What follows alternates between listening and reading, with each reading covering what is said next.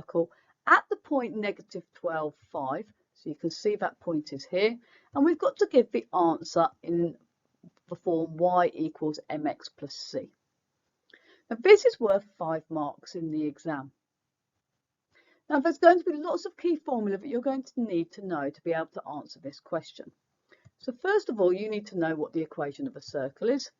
And this is the form of the equation of a circle. X squared plus y squared is equal to 169 in this case, or x squared plus y squared is equal to r squared.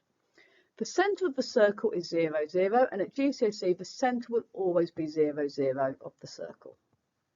The radius is the value here on the end, r squared. So if you square root the value on the end, it will give you the radius of the circle. Now, what we're interested in this question is the equation of a tangent. Now, a tangent is just a straight line that touches the edge of the circle at one point. So in this case here, it's going to touch the edge of the circle here at one point, and it's a straight line that cuts across the circle. So you'll have to draw in the tangent on your diagram. Now, the equation of a tangent is the same as the equation of a straight line.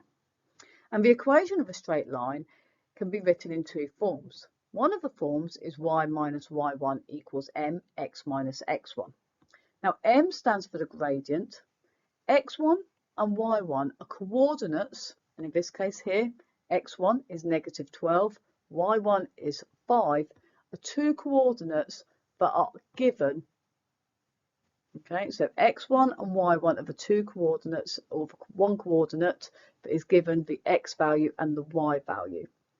M, you've got to calculate the gradient.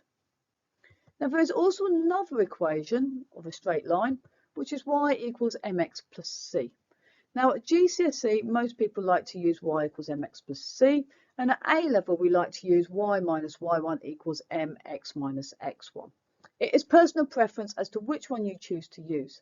Now in method 1, I'm going to use the top equation, y minus y1 equals mx minus x1, because it gets you the answer out much quicker and it's a really efficient way to be able to answer the question. Now m is the gradient. So this tells you how steep a line is. So it's the difference in y values divided by the difference in x values, or some people say it's the rise divided by the run. C is the y-intercept. So where does that line cross the y-axis? So in this case here, I've got a tangent coming up here. Where will it cross the y-axis? This is my value of C. There's also a new equation here that the gradient of the tangent, so the line that is going to be drawn over here is my tangent, is going to equal -1 over the gradient of the radius.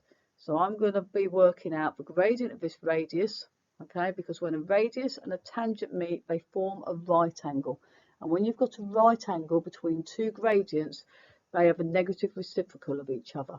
So the gradient of a tangent is equal to -1 over the gradient of the radius.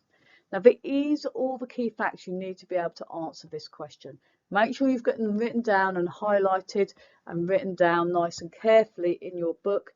And make sure you put a bubble around them or highlighted them to make them stand out, especially any new equation that you haven't seen before.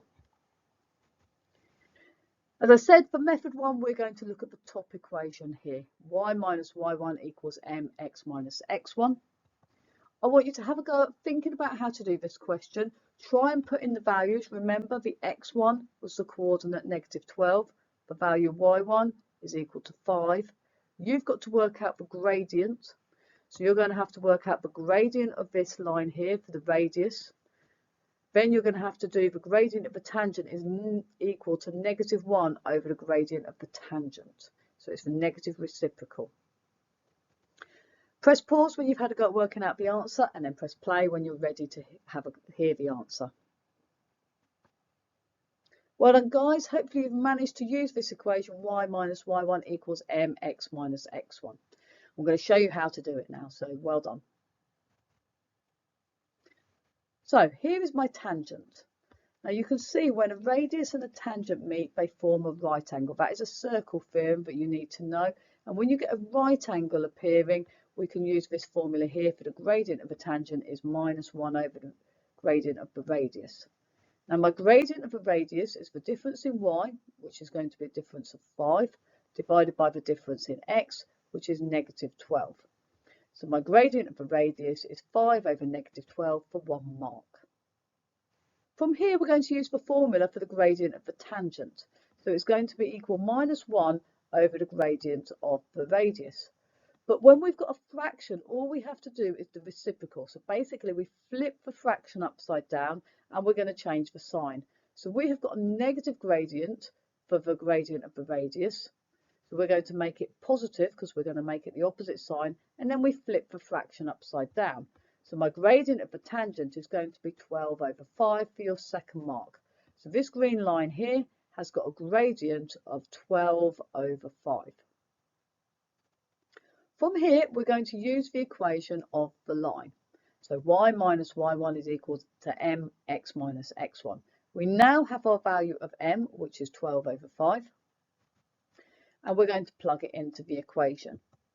So I've got y minus y1 is going to equal 12 over 5 x minus x1, and this is for my third mark. From here, we have to rearrange this equation to get y equals. So I need to get y on its own. But before I can get y on its own, I need to put in the value for y1 and for x1. So x1 is my x coordinate. Okay, so this is a point on the tangent, which is the point negative 12. And the y value on the tangent is going to be 5. So I'm going to substitute in the coordinate when x1 is equal to negative 12, y1 is equal to 5. So I'm going to put these values into the equation, and this will give me my fourth mark. From here, we need to rearrange to find y equals. So I'm going to expand the brackets on the right-hand side. So I've got 12 over 5 times by x, which is just going to be 12x over 5. And then I've got two negatives together here. Now, two negatives become a positive. So I've got 12 times 12, which is 144 over 5. Remember, this is a non-calculator question, so you need to be able to work with fractions and big numbers without a calculator. Now, because it is without a calculator, we're going to put this 5 over the same denominator as what's on the right-hand side. So 5 is the denominator on the right-hand side, so we're going to put the fraction on the left-hand side over 5 as well. So something divided by 5 is going to give me 5, so the value is 25. So 25 over 5 is the same as 5, or negative 25 over 5 is negative 5. Timesing this out, 12 over 5 times by x is 12x over 5, or 12 over 5 lots of x. The two negatives become a positive. 12 times 12 is 144 over the 5.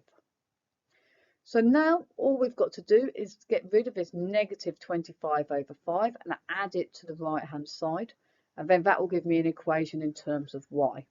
Now the opposite to negative 25 over 5 is plus. So all I'm going to add together is the numerators. So 25 plus 144. If you need to write it as a column to help you add them up, then that's absolutely fine. You will find it comes to 169 over 5. So for your fifth and final mark, we need to write y equals 12 over 5x plus 169 over 5. Please mark your answer and give yourself a tick to show where the marks were awarded for this question, so you can clearly see where the 5 marks were awarded, so you know how to show your working out for the exam.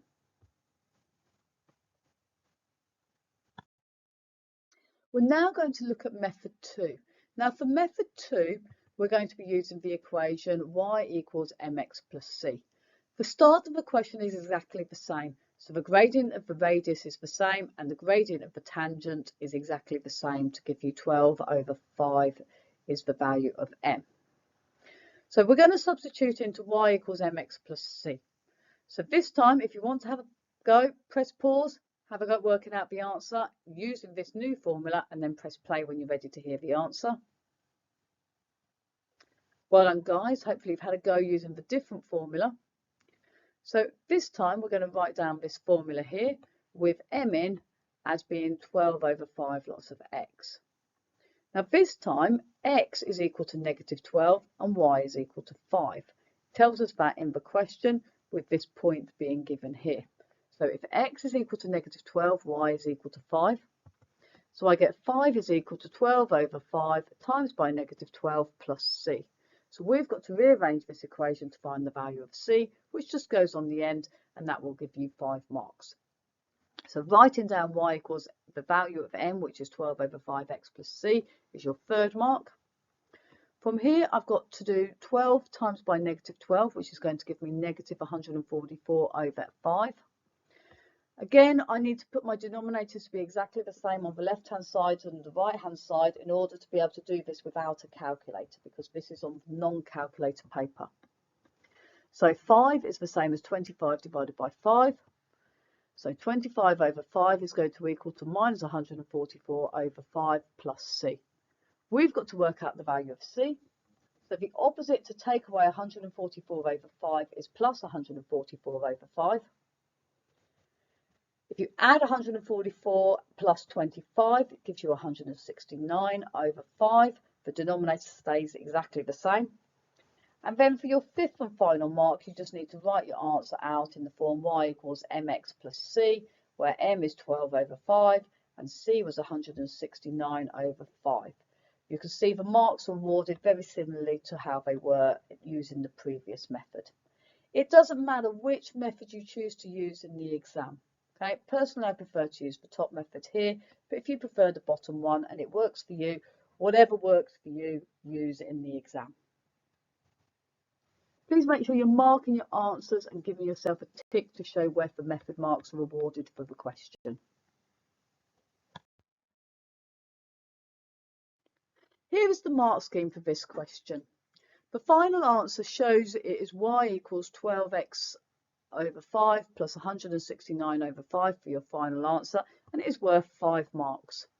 B4 means 4 method marks, M1 means 1 method mark, OE here means or equivalent, M1 dep means a dependent mark depending on what you got for your gradient. So if you made a mistake with your gradient, you can still get the method mark. If you found this video useful, please share, like and subscribe so we can all get great at maths.